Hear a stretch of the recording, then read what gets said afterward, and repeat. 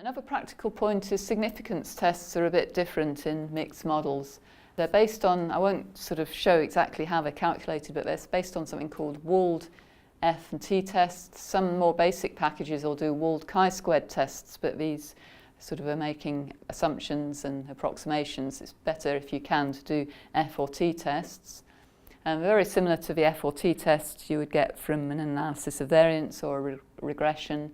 But the important thing about these tests is that the degrees of freedom need to correspond to the variance. I put contrast there, that's just something that goes into the test. The appropriate variance for the test and reflect all sources of variability.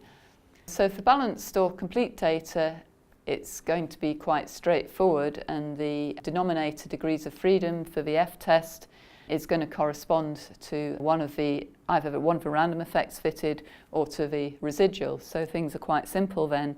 But if you've got unbalanced data or some missing data, it's less forward to, in fact, you can't really calculate the degrees of freedom by hand because it needs to reflect the different sources of variation.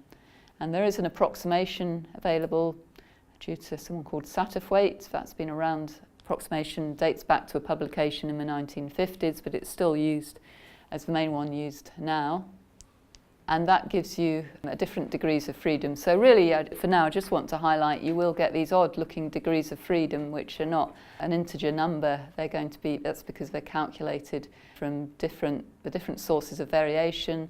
And this is just some output from SAS for comparing treatments in a study looking at 3 different treatments. So there were 3 comparisons of the 3 treatments.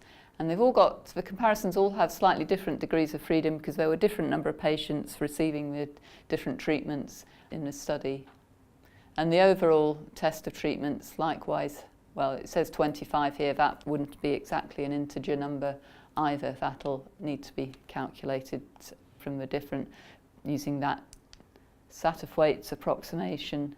So don't worry about all the details of this. It was really just to draw your attention to there's something a bit different about the significance testing in mixed models, and you will get sometimes odd-looking degrees of freedom if you've got unbalanced data.